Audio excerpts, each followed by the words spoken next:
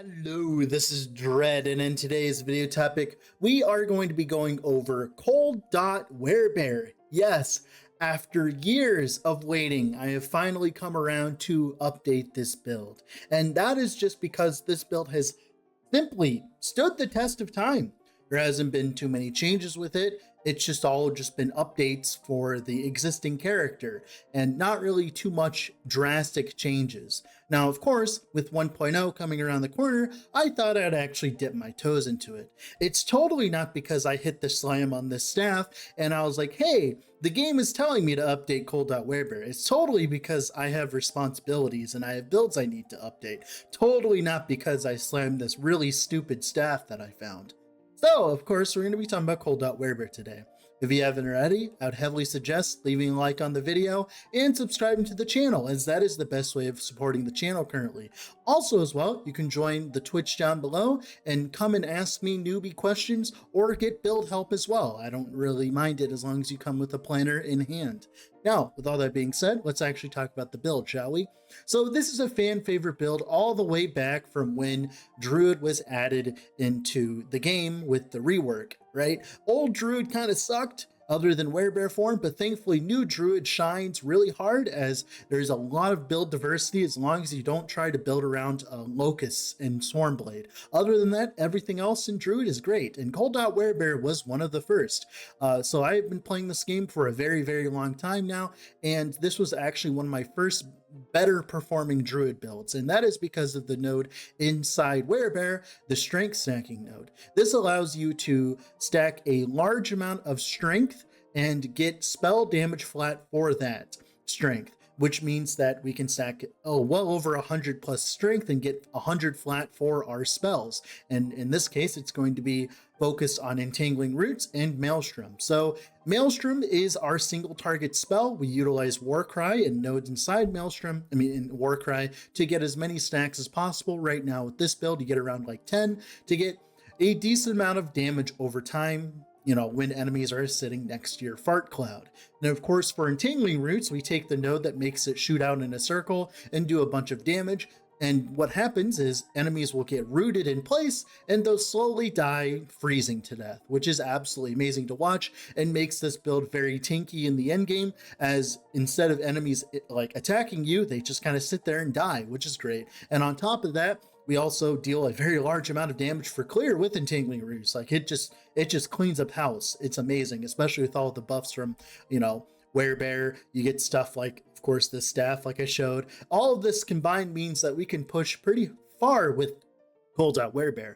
Now, there's a lot of different ways to play DoT Werebear, and the one that you're seeing on screen is the DPS oriented version. Right now, I'm pushing about 180k ticks on the dummy currently with this version. This is the version where you utilize the amulet, I can't remember what it's called, but it'll be on screen, and it gives you rage per vine. This gives us the old Gardens of Rage effect, and what that allows us to do is to unspecialize out of Spriggan form so that we can specialize into Swipe, as Swipe gives us a lot of benefits, mainly the 35% more global damage that it gives us. Now, of course, if you're pushing Werebear into Corruption, you actually want to get rid of this in favor of other skills, but mainly this is like if you're zooming in lower Corruptions, which most people will be in the next patch, as we'll be pushing for loot, right? Generally, it's better to just be dealing more damage and going faster, and that's what this version is meant for. Now, if you want a tankier version, there's two different versions I'll point you towards. There's the old version where I played, or actually Almost Pie, a friend of mine, played all the way to like 700 corruption with his version, and then there's also the version on Maxwell.gg, which is, of course, the super uber tanky version that you could use to push arena. So those links will be down below in the description. But from now on, we'll be talking about the DPS oriented speed version, which is this build. Now, one thing that we utilize, one of the new things that came out since the last time I updated this build, is the new staff. This staff is absolutely bonkers. Not only do we get +2 to all our cold spells, we also get a large amount of percent damage while, of course, transformed. We get a decent amount of ward per second, which isn't too important, right? But the main thing is we get all that flat, all that spell damage while also it being on a good base. And of course, we can get it with LP and slapped LE dot on it, and it ends up being better than other staffs as we get +2 to cold spells instead of +1. This makes it so that we can grab some area on Maelstrom Maelstrom, grab some extra stuff inside Entangling Roots, and all around makes the build feel a lot more comfier in endgame, as we don't have to focus too hard on getting plus to levels, which means we can use those precious prefix slots on our chest and everywhere else on attributes, as we need to hit a maximum of 60 attunement, so we get the double damage from this node inside Maelstrom, and we also need as much strength as possible to benefit from, of course, Wizened Claws, which gives us, of course, a lot of damage. It's the whole point of playing Werebear is this node. Now, overall, this build's great. For defenses, we mainly focus on just stacking as much HP as possible, getting the spell damage leech buff from Raye, and also as well, if you do not have the spell leech blessing from Raye, you can use the low level leveling gloves, Avarice, until you get that, and then eventually when you do get the spell leech blessing, you can swap into a pair of atrophies, which ends up being your best in slot for DPS single target later on. Now, all that being said, let's go in game and talk about the build more in detail. All right, so here we are in game with the character. Let's go over it real quickly, shall we? So for Maelstrom here, we take 4 points into Whirlpool because we want as much duration as possible so that the Maelstrom stay as long as possible. 5 points in Turbulence, as we want that massive 80% more damage. This is the main reason that we're stacking Attunement. Now, Attunement does give you 4% increased damage per stack, so it also gives us a decent amount of increased damage to start with, but we're mainly interested in getting the massive 40% more damage extra from this.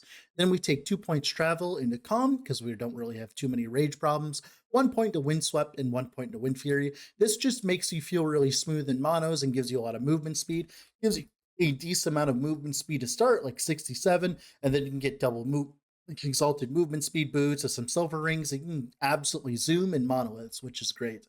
And then we can grab 2 points Travel and Arctic Chill, 5 points into Eye of the Storm for the massive 100% more damage. We don't care about the reduced area because we're mainly utilizing Maelstrom for single target and for killing tough enemies, while of course Entangling Roots handles everything else. Then we eventually, with plus levels, we take extra points into Turmoil to increase that area that we need to be in on single target. Now, there is something to be said about running Frozen Abyss, but the main problem with Frozen Abyss is you need to get a lot of points to get here. So you would need plus 4 points to at least put 1 point into this, and then you need 2 extra points on top of that. Now, there are ways of doing that currently. You'd need like a plus 4 to Maelstrom, so that would be 6 points. So that'd be 6 points here. So that'd be 1, 2, 3, and then 3 points into this, and then you can get a plus 1 because you can eventually swap this into a Twisted Heart later on because it gives you elemental plus levels, right? So that would be a way of getting the full 20% more damage from this, but it would be a very large investment in the end game. So right now we're just investing in a Turmoil, and that's pretty much it for Maelstrom. Now for Werebear, there's a few things that matter for this, and we'll go into them. The main thing that matters is getting Wizened Claws. That's the first thing you get. That is because we want the spell damage per strength. Right now, I am currently at 80 strength. That means I'm getting 80 flat for my spells. This is on top of the massive 90 flat from this, so I am essentially doubling my flat just by being in Werebear form, which is a lot of extra damage. We get 4 points in Earthsign Storm, because even if we get 1 to 2 extra stacks on a boss, that's very good value, right? For considering we're only at like 8 stacks. So it's like about like 25% more damage right there, something like that. Then we grab the Rage Decay right here so that, you know, we're not sitting here and losing rage constantly while in Werebear form, while in monos, right? We want the less Rage Decay rate because we kind of want to reach that equilibrium of Rage Decay versus like how much Rage Sustain that we get, and this definitely helps out with that.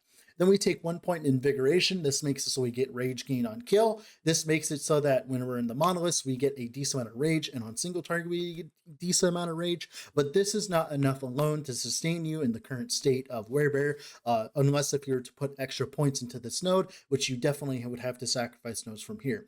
Then we take 2 points into Fury of the Maul for the cooldown recovery speed, right? That makes it so we can maul more often and clear screens better. Then 3 points travel into Pummel and Bash. Then 1 point into Woodland Bear so we can Entangling Roots, which is the next skill we'll talk about. So Entangling Roots is like this skill that goes across the screen here. Mainly, we want to deal damage with it and to root enemies. So we take 1 point travel into Entrapped, 1 point into Reclamation, although this leech is very strong early on, then 5 points into Noxious Grass for the more damage, 5 points into Lethal Spines. This makes it so you deal more damage the longer the route lasts. And I believe the normal route lasts 1.5 seconds, right? But you could actually, with plus levels, you could eventually add root wave. We can add more duration, which would in turn makes lethal spine deal more damage. So this is definitely a way to deal even more damage. So if you put more plus levels into this, then 1 point to overgrowth garden, that makes it so that it does it in an AoE, which makes it feel absolutely amazing. Then 2 points travel into Shredding Vines, although this does get turned into Cold Red Shred and Winter Tide Thorns, so that we're cold damage, so we're cold damage on our Maelstrom and cold damage on our Entangling Roots. Then 2 points travel into Toxic Envelopment, then 3 points into Poison Seeds, which will create a bunch of vines after burst. This is how we sustain rage whenever we're like just doing stuff. Now, you don't have to do this for rage sustain. This is just what I would call the most casual friendly way of rage sustaining, because if you don't have this setup currently with like the vines and all that, you will sometimes get kicked out of form. And I'll be honest, my casual viewer base definitely does not enjoy getting kicked out of form. Now, you definitely don't have to do this. This is just simply a nice quality of life feature, and Tears of the Forest is really low LP, so it's not too big of a deal to get an LP version of this. The other thing that you can do is go for the amulet that gives you the extra revive with the, I can't remember its name, but in the Max Roll Planner, it's there. That is technically the best option, but the thing is, the kind of content that you're normally doing as a new player, you're not going to be needing that amulet. Now, of course, later on, if you're pushing corruption, that amulet would be a godsend, but early on, you don't really need it. And that's pretty much it for Entangling Roots, right? That's how we sustain a rage. Then for Warcry here, mainly we care about the extra stacks from Whirlpool. We get increased damage from Frostclaw, which is great. The pull from Apprehend, this makes it so we pull enemies into our Maelstrom AoE. So you can tell we have a decent Maelstrom AoE, and then we pull enemies into it. And Maelstrom does so much damage that if you just walk over things, you'll watch them die, which is amazing, right? And that's great. That's why we like Apprehend. This also pulls bosses out of their dots and stuff like that. Like, for instance, T4 Drilla, if she's standing in her dot over here, we can use Warcry to pull her over so we can be in melee range with her. Because remember, our single target setup, we're still playing a melee build technically, right? So we definitely want to be able to pull enemies into our melee range, and that's what this mainly does. That's why Warcry is so good. And of course, getting the cooldown and stuff. If you eventually get plus levels of Warcry, whether that be through the LP helmet, getting +2 levels, or you can get +2 on the relic here, you can eventually grab points into Fury Strikes to give us even more attack speed, which would lead into more stacks of Ursine Storm in the late game. And that's pretty much it for Warcry. Now, this is the flex spot. Early on, if you do not have Tears of the Forest, what you're going to have to do is swap into do Spriggan form and grab Gardens of Rage with the vines and make them range vines. That will make it so that they can give you rage sustain on top of this rage sustain, and you might have to put more points into invigoration early on instead of putting points in Ursine Storm. That will make it so that your rage sustain is pretty good early on, but then eventually when you get Tears of the Forest, or if you do other rage sustain stuff like in the other guides, you can drop Spriggan form and focus on swipe, which you can get more damage. Now, Spriggan form late game for tanking is better, for being really tanky, for pushing corruption. That is because we get access to all the Thorn Shield stuff, and that stuff is a lot of extra armor. And then we grab the nodes here, Thicket of Thorns, which makes it so that we can cast Thorn Shield on top of ourselves. Hence why Spriggan form is preferable for corruption pushing. But if you're just casually going through monoliths and stuff, you definitely want swipe instead.